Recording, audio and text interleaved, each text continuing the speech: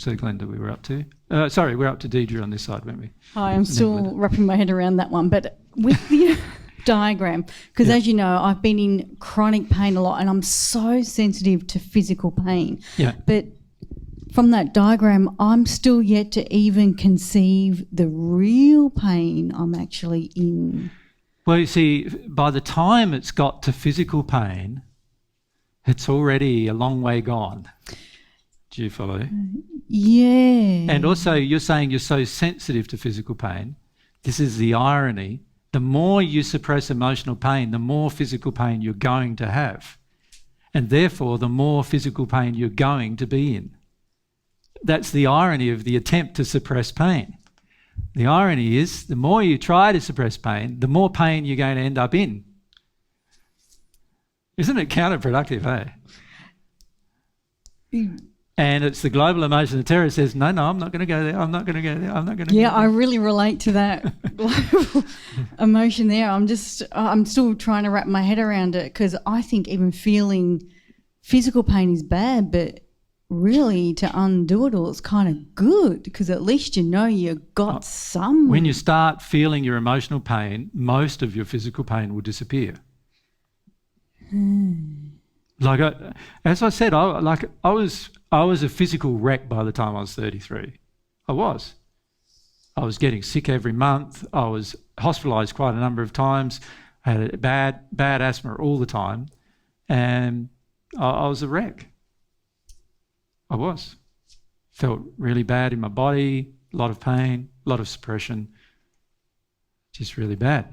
As soon as I started to allow my fear and sadness, like I said, I went through this period, which I described the other day, period of feeling some terror over a 3-month period, never had asthma again. And like I said, I went from being sick every month to not being sick for the next 10 years. Right? So, and that was just processing that one emotion for a period of time over 3 months. So.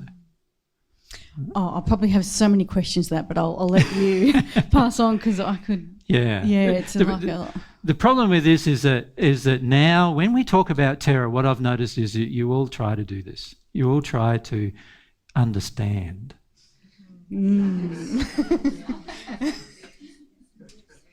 It's worked real well so far. I don't try to understand until I'm done. Do you see the difference? In my experience of terror, I didn't try to understand what was going on and why I had it. I didn't even know why I had it. I didn't know why I had 3 months of terror to feel. Had no idea. No idea. It was only years later, as I said in my example, 7 years later, that I started realising why I even felt that I was tortured. 7 years after I worked through being tortured. I had no idea. I thought maybe I'd been abused as a child, but I couldn't remember anything. No one around me could remember it happening either. I don't have any physical marks on this body about being tortured. So I had no physical like outward appearance of being tortured. So, but I knew I had to feel the emotion. So I felt the emotion over a period of 3 or 4 months. And I still didn't understand after it all went away. I still didn't understand why it happened. And it wasn't until 7 years later that I understood. Yeah, because I can kind of, like, I'm probably like you were. Like, I'm just a little bit older than when you were, like a bit of a wreck, because before I quit my job just to come here, I was getting sick every week. Yeah. I was sick every month for 1 week. I'm in bed ridden for 1 week every month.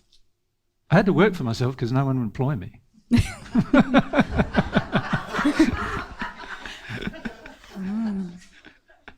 And I almost got to the stage of planning for it, 3 weeks are going to be good, 1 week's going to be bad. When I could feel it coming on, I organised my life so that all my jobs had to be done the following week. It's like crazy. It's amazing what we do. Now, can I just say, you're trying to understand rather than just feel. It's a big problem. Because some of these feelings, for instance, your global terror, you're not going to be able to understand it. It comes from generations past for the majority of you. The majority of you haven't had terrifying experience after terrifying experience in your childhood.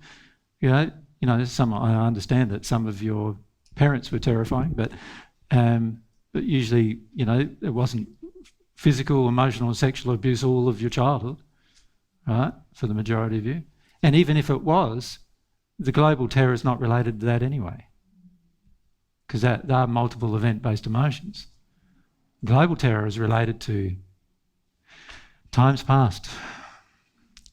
It's in all humanity. It needs to come out. God's been trying to pull it out for years. Yeah. And we just avoid, hoping that it will go away. Most of us wake up in dread. Yeah. Okay, if we go to